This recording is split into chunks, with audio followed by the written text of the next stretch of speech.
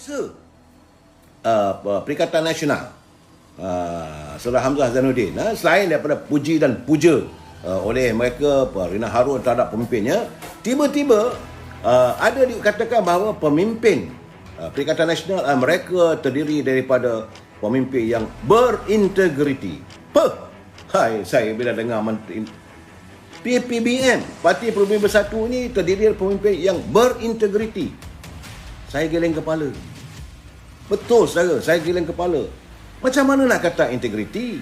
Sejauh mana integriti yang ada dalam pimpinan PBN? Orang macam Azmin Ali.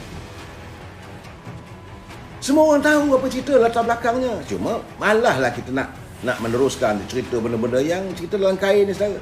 Macam mana dengan Mustafa Muhammad? Dan hari ini sudah pun mula terkial-kial, ada cerita nak balik lah dan sebagainya. Bagi jawatan sebagai Menteri Ekonomi. Apa ekonomi negeri Johor yang nak dipulihkan? Apa yang dilakukan? Tak ada. Dia integriti sangat ke? Semua orang tahu kenapa beliau terpaksa menyeberang masuk PBN dan melompat daripada UMNO. Warga UMNO khususnya di tingkat 38 tahu cerita ini. Begitu juga macam orang macam Mes MRT. Asal takkanlah orang Melaka lupa. Kita malas nak dedah, kita tak mau cerita. Benda itu biarlah. Tunggulah nanti bila waktunya sampai, bila benar-benar kita dapat mentadbir negara dengan baik, kena buka balik. Kalau ada berlaku penyelewengan wang rakyat, maka ini perlu dilakukan siasatan secara tuntas. Rakyat harus menuntut. Macam mana dengan saya lihat sendiri Tan Sri Muhyiddin sendiri. Apakah ada integriti? Saban malam saya dengar Saudara Zamir Ibrahim bagan nak gerak Saudara Datuk Lokman Adam mencabar isunya. Semua orang tahu. Apakah itu mengatakan punya integriti yang baik? Saya tak mau sebut benda-benda begitu sebab itu bukan naluri cara saya. Kita bercakap soal politik ni, yang kita nak adalah sesuatu yang perlu kamu hidangkan pada rakyat. Rakyat dahagakan pembelaan. Rakyat mahukan bagaimana kami boleh mengisi perut kami. Sedangkan anda yang berada di anjung kuasa terus kekal mengisi tembolok dengan penuh kekayaan. Rakyat tak marah kalau anda kaya. Rakyat tak marah anda naik kereta besar. Rakyat takkan marah kalau anda berada duduk di bilik yang berhawa dingin, tidur di atas silap empuk sebagaimana saya katakan semalam. Rakyat tak marah. Tetapi jangan rakyat dipinggirkan. Jangan sampai rakyat hidup penuh penderitaan, mengemis di bumi sendiri. Sebab kita melihat apa berlaku. Apa yang berlaku di Johor? Berapa banyak tanah yang digadai. Era kepimpinan siapa? Benar, waktu itu pimpinan itu berada dalam UMNO. Saya tak menafikan. Sebab itu saya katakan, jangan tuduh parti UMNO. Tapi mereka yang berada memimpin waktu itu. UMNO tidak mengizinkan dan akhirnya karma menentukan mereka keluar daripada UMNO. Dan sekarang semakin terdedah. Rakyat Johor wajib menuntut. Kenapa tanah yang begitu luas dikangkangkan untuk orang luar? Rakyat hidup menderita. Ini perlu diutamakan. Sebab itu memang saya tidak dengar pula lah daripada pimpinan UMNO, Barisan Nasional kata janji nak bagi itu tak ada. Tetapi saya menuntut seandainya UMNO, Barisan Nasional dapat memimpin secara dominan di negeri Johor, permasalahan tanah di Johor ini perlu dibuka. Apa yang berlaku dalam skandal tanah yang begitu besar yang saya yakin masih belum lagi selesai di mahkamah. Banyak saudara orang-orang kroni, orang keliling yang mendapat habuan begitu besar. Ini perlu disiasat. Saudara, Sheffield ini Sheffield kes saya belum ada lagi maklumat itu. Saya akan siasat. Kita akan dedahkan. Ini kepincangan yang mereka lakukan. Jadi kalau kamu mengatakan dah buat dulu begini tapi rakyat melihat, pedihnya kita melihat tanah-tanah reserve Melayu tergadai kepada orang lain. Jadi kadang begini saya janganlah bercakap soal integriti. Sebab itu saya kata I cannot brain bila orang-orang daripada PBN mengatakan pimpinan mereka terdiri daripada orang yang berintegriti. Bertanyalah dengan saudara Datuk Zamir Ibrahim, bertanyalah dengan Lokman Adam. Saban malam mereka tidak menyerang tapi mereka mendedahkan segala kepincangan yang berlaku di Johor waktu era kepimpinan mereka.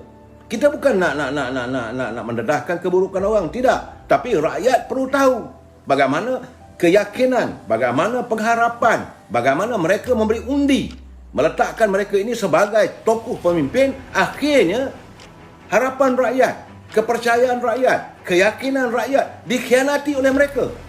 Mereka sanggup mengkhianati rakyat. Ini yang menjadi masalah yang saya rasakan seharusnya. Kalau dalam keadaan begini, saya tidak mahu mendedahkan terbuka semua, tapi saya banyak saya terima saya. Banyak saya dapat ni. Tapi saya tengah berbincang dengan peguam saya, ada perkara ini boleh sentuh, yang ini tak boleh sentuh. Kerana tak mahulah kita terdedah pula nanti kena saman, bila semua saman tak boleh pula saya beri pencerahan tiap malam. Kena berhenti pula. Ini keadaannya. Sebab rakyat, betul saudara Anwar dia kata rakyat Malaysia mahukan sesuatu yang benar-benar mereka dapat lakukan untuk rakyat Johor. Sebab itu saya kata berhentilah bercakap soal retorik masa lepas. Berhentilah bercakap memuja-memuji seolah tak ada silap langsung. Saudara, malahan bila mereka memuja pimpinan mereka, pimpinan daripada UMNO ni, yang sekarang memimpin parti UMNO, diserang habis-habisan secara peribadi. Tak habis-habis cerita diulang celak sampai rakyat nak bosan. Sebab itu saya yakin bahawa rakyat Johor sekarang ini, saat ini, saya dapat teman-teman bikin salam pada saya. Rakyat di Johor sebenar-benarnya sudah menyimpan satu perasaan, ini bukan lagi benci pada pimpinan mereka, tapi merupakan dendam yang teramat untuk mereka menghukum pimpinan daripada PBM dalam pilihan raya negeri di Johor nanti. Ini saya dah katakan, dulu saya dah bercakap.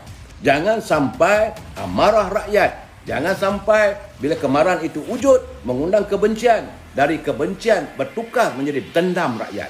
Kita akan melihat saya dalam pilihan raya di negeri Johor nanti, dendam rakyat Johor terhadap pemimpin. Sebab itu saya katakan, kalau ada pemimpin Johor yang daripada UMNO yang dulu melakukan segala kepincangan dalam kepimpinan, saudara juga boleh menghukum mereka. Inilah masanya rakyat menunjukkan suara rakyat kuasa keramat. Saya tak akan kecil hati. Sebab itu saya menyatakan pada Presiden berkali-kali, perlu diturunkan pemimpin yang benar-benar mahu menyantuni rakyat. Rakyat sudah letih dengan kehadiran pemimpin-pemimpin yang lain, tak ada bercakap retorik. Naik pentas, retorika politik. Orang itu tak kena, orang ini tak kena. Tapi rakyat nak tahu apa kamu nak buat. Andainya kami beri kamu kuasa rakyat selama 5 tahun kamu memimpin. Bukan kami nak dengar bahawa cerita-cerita sejarah silam. Yang kami nak tahu apa kamu nak buat. Apa yang kamu nak lakukan di Pontian. Apa yang ingin kamu lakukan di Muar. Apa yang ingin kamu lakukan di Johor Bahru? Apa perancangan kamu untuk kawasan Segamat, di kawasan Segamat, Labis. Dan saya Johor ni juga selalu terkenal dengan berani gamnya apa semua. Apakah tidak ada perusahaan rakyat itu ditonjolkan, dimajukan? Rakyat Batu Pahat. Kalau nak cerita dongeng, cerita lama, saya ada cerita banyak cerita Batu Pahat. Cerita pejuang Panglima Saleh. Kita ada kisah bagaimana balai polis Batu Pahat diserang. Itu cerita silam. Yang kita nak tahu, apa yang kamu nak buat? Seandainya kelapa sawit turun, bagaimana peladang-peladang yang menanam kelapa sawit? Baja-baja, apakah disediakan? Ini yang rakyat nak tahu. Bukan cerita retorik politik masa depan. Hampir betul lah saya tengok. Saya ingat, saya betul-betul saya mengharapkan bila diadakan pelancaran bergerak centra wanita Perikatan Nasional. Hebat saudara. Tapi tak